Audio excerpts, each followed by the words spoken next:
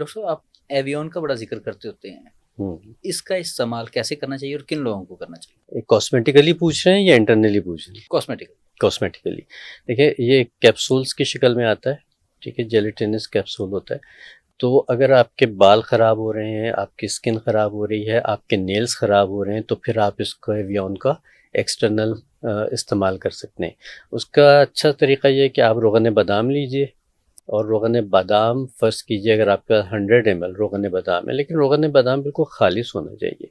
और ये जो अमेरिकन गिरी है ना, इसका मत निकलवाइए, इसका कोई ठीक फ़ायदा है। नहीं। हमारी जो देसी गिरियाँ होती हैं, गुड़बंदी है, मेमरा है, उसका बादाम का तेल निकलवाएं। ठीक है। 100 ml अगर आपके पास तेल है तो उसमें आपने 400 mg वाले 4 कैप्सूल्स डालने। अगर 600 mg वाले हैं तो 2 कैप्सूल्स डालने। उसको ऊपर से काटेंगे, उसके अंदर जो लिक्विड होगा वो उस तेल में निचोड़ के डाल ठीक दीजिए। है। ठीक है, उसके बाद फिर आप उसको मिक्स करके ऑयल को रख लीजिए एज ए सीरम।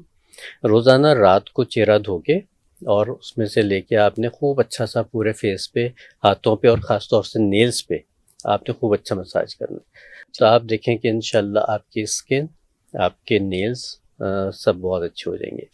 इसी चीज़ को अगर आप बड़ी क्वांटिटी में बना के रखें तो अपने बालों के लिए एज सीरम भी इस्तेमाल कर सकते हैं। जैसे हमने शुरू में बात की थी कि आप नहाने के बाद बालों पे हल्का सा 2-4 ड्रॉप्स लगा लें। नहीं तो अगर आप इसको एज अ हेयर ऑयल इस्तेमाल करना चाहते हैं तो फिर बड़ी क्वांटिटी में बना के रखिए, बालों में खूब अच्छा इसका मसाज कीजिए और 1-2 घंटे के बाद बाल धो लीजिए। सर्वेक्स जी का इस्तेमाल कैसे करें? सर्वेक्सी का इस्तेमाल, सर्वेक्सी का इस्तेमाल बेहतर ये होता है कि नाश्ते के दरमियान में किया जाए। ठीक है, जैसे आपने नाश्ता कर रहे हैं आप, ठीक। दरमियान में आप एक टैबलेट सर्वेक्सी की खा लीजिए और उसके बाद अपना नाश्ता मुकम्मल कर लीजिए, या फिर लंच के दरमियान खा लीजिए। ये 2 वो टाइम होते हैं जिसमें सर्वेक्सी का खाना फ़ायदेमंद होता है। और इन बिटवीन मील्स हम इसलिए देते हैं क्योंकि उससे कुछ इसमें विटामिन्स ऐसे होते हैं जो ऑयल एब्जॉर्ब करता है ना। ठीक है।